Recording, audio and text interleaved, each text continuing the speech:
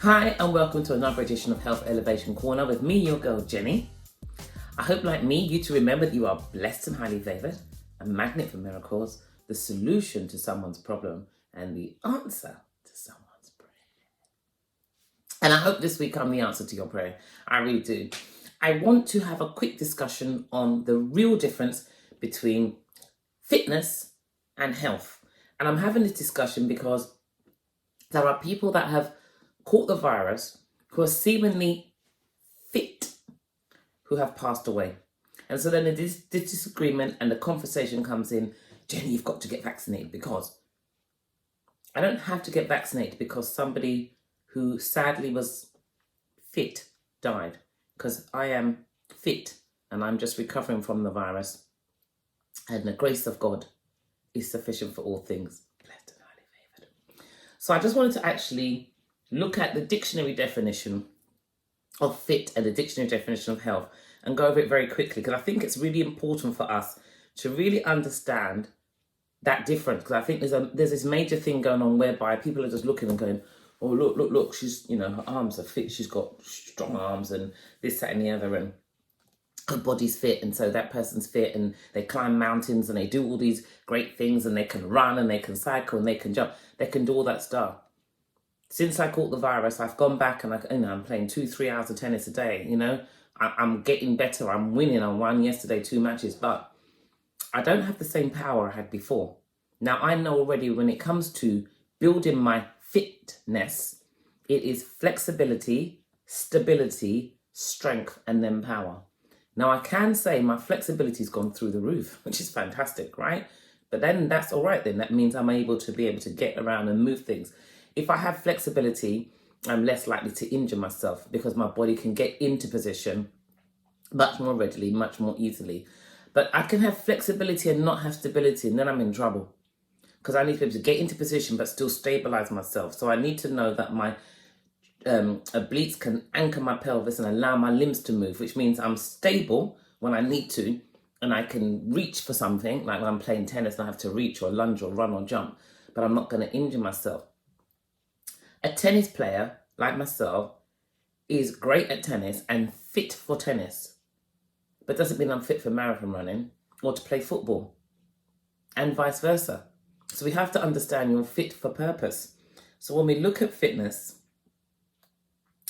fit says fit for, of a suitable quality, standard or type to meet a specific purpose or required purpose, or in good health, especially because of regular physical exercise. So when you go to the gym and you go and get a trainer, you get the trainer who should be able to train you fit for the sport that you're doing. And like I said, just because I play tennis really well doesn't mean that my tennis and my fitness for tennis will translate over into an endurance sport. There's no point in me, I used to love running 10 miles, but there's no point in me going out and doing 10-mile runs, because on the tennis court, it's short and sharp and it's twist and turn, and I need lateral movements and multi-directional stuff.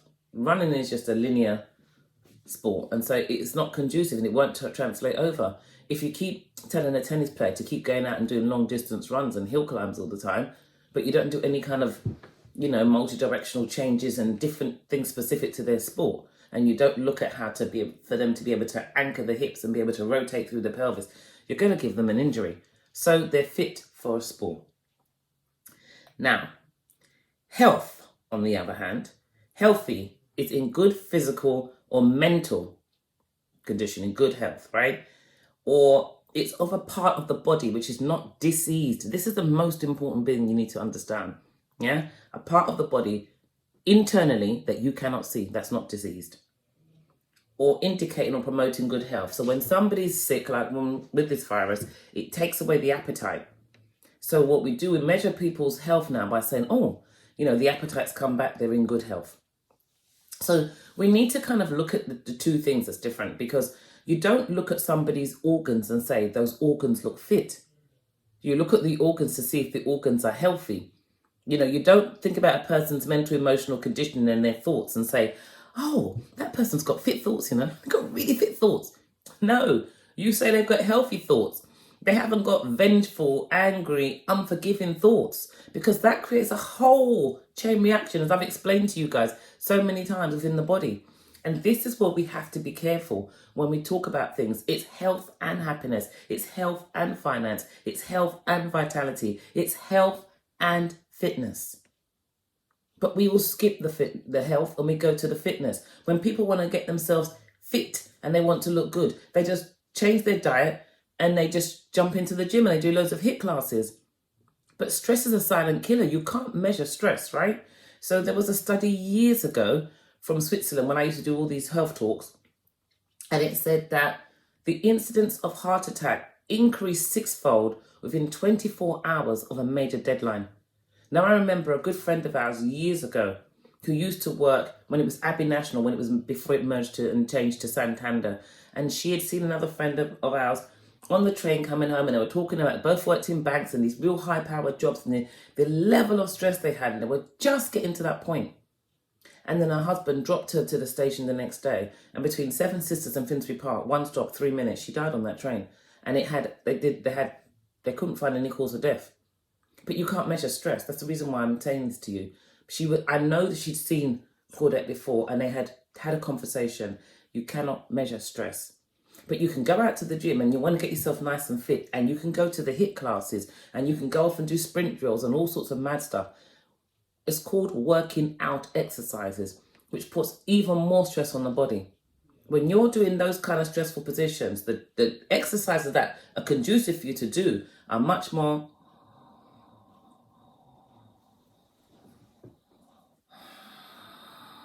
what we call working in exercises, to balance the environment inside the body, to let the body know that all is well with the world and it can restore and repair and rebuild and refresh.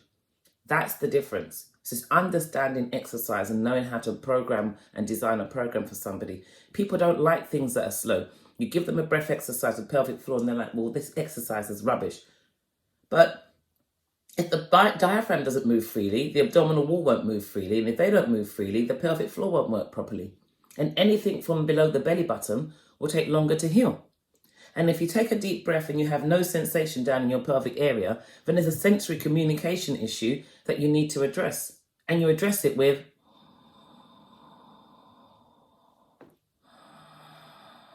breath and the belief, the thought. So it has to be healthy. So I just wanted to leave you with that because I thought it was really important for us to understand the difference between health and fitness. So I used to compete years ago, Britain's Fittest Woman, 3 golds, 4 silvers, bronze record holder in the event. Fantastic. I had great physical ability, I had great shape, but I've always had this good positive mindset. Well, I've had it in later life. I never had it when I was younger. I used to have low self-esteem, but I have it now, and that's what's really helped me. And that's what helps my clients, and I can help them. I know already that when a doctor is looking, like I said, they're not looking to see if your organs are fit. They're looking to see if your organs are healthy.